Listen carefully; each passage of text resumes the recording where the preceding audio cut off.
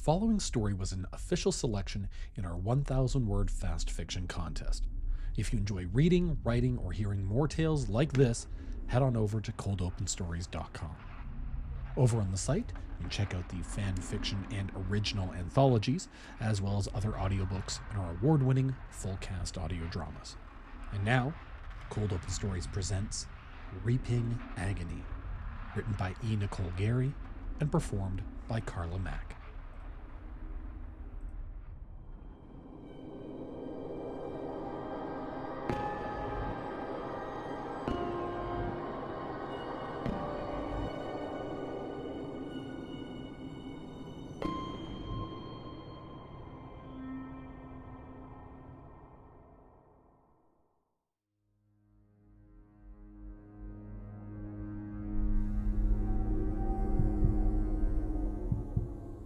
Valixnar ran a pallid, claw-tipped hand through his greasy white hair.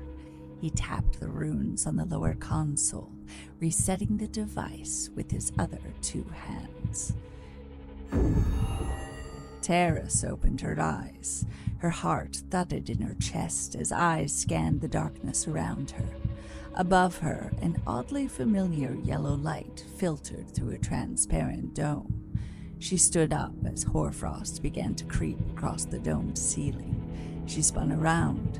She was not the cause of the manifestation, though she knew it portended doom. As she watched wide-eyed, a shadow slithered from the far wall. It coalesced into a vague man shape. Green eyes glowed within it. She looked to run, and when she looked back, the specter was gone.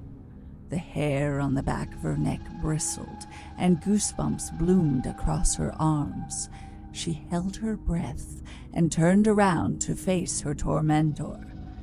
It was waiting with sparkling eyes.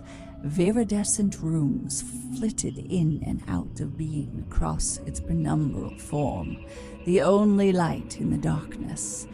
She heard the singing of unsheathing blades. Unfortunately, the mandrake's art left behind a mess that would take Valixnar's menials days to clean, and he'd have to start a new body from scratch. Taking her from the Monkey ship had been more of an inconvenience than Valixnar cared to admit. Nose in the sampling chamber, he inhaled the stench of her fear. Perhaps something more visceral would sweeten her anguish. Terrace opened her eyes. She had fallen asleep at her station in the Glow Globe Manufactorum. The work was tedious and repetitive. She hated it. Her mother said it was the perfect task to dim her gift. It was almost break time. She thought of the Kusel fruit in her waste bag, and her mouth watered. The other workers in the room avoided her. She knew they could sense the wrongness within her. Her special treat would keep the loneliness at bay, at least for today.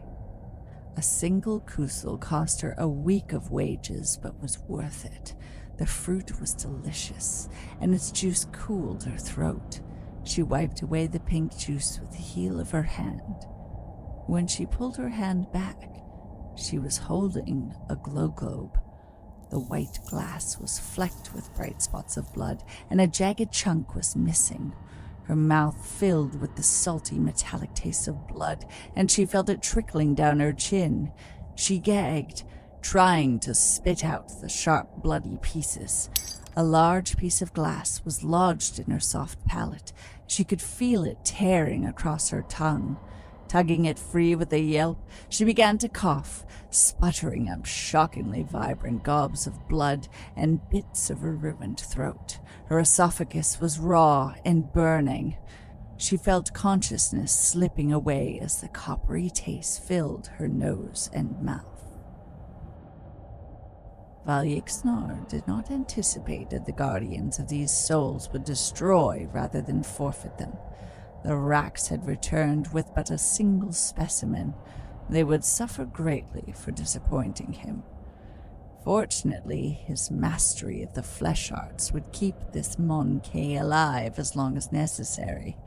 Her shining soul was easily plucked from the immaterium. He reset the device, a more personal misery.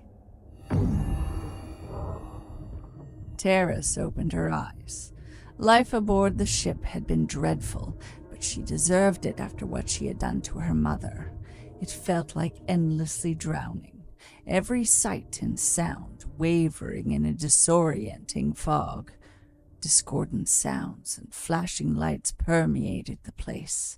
The ship took everyone with a gift. Occasionally, a scream cut through the fog to remind her that she was not alone, and she sometimes felt the dull ache of other minds. It was the thought of this company that sustained her. She was alone now. She felt the itch of the edges of her thoughts, which always indicated suppression, but it was only minimally uncomfortable. Standing, she was overcome by a wave of dizziness and stuck a hand out to steady herself. She looked up through the dome's ceiling. Maybe this was some sort of test. She quieted her mind and sent her thoughts searching. Her mother had taught her this game, training her to flex her gift like a muscle.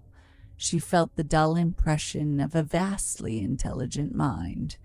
She thought she saw the silhouette of a tall, thin man, a slight hissing filling the room, and the air tasted sweet on her tongue. Her mother stood in the middle of the chamber. She was smiling. "Tara, my darling." "Mama," Tara sobbed. "Use your gifts. It's forbidden." "This gift will save you the way it saved me." Her mother's smile continued to widen. "But you died. And it was the most freeing thing that's ever happened to me." Her smile widened and kept widening. Her beautiful, full lips split and peeled from the back of her gums. The splitting flesh rolled, peeling back from her chin like a bolt of obscene fabric. She batted her long lashes one last time before they were ripped from her staring eyes. The thing shrugged its way out of her mother's skin as if it were so much wet clothes. It continued to change as it lurched towards Terrace. Eyes sprouted across bloody sinew, fingers extended, claws ripped from the bloody wet stumps. Terrace screamed. In the chamber below, the specimen wailed, screaming into the void until its heart stopped. The mind of one so sensitive to the immaterium was a fecund garden. Valixnar thought it overflowed with horrors. If only one were brave enough to sow the seeds of terror and reap the resulting agony. Once banished for his interest in the shining souls of seers and witches, Valixnar would return to Camera as the herald of freedom. Fear of she who thirsts kept his kin tethered like slaves, but he would end that. He would quench the unquenchable with the multiplied sufferings of the brightest souls. Terrace opened her eyes.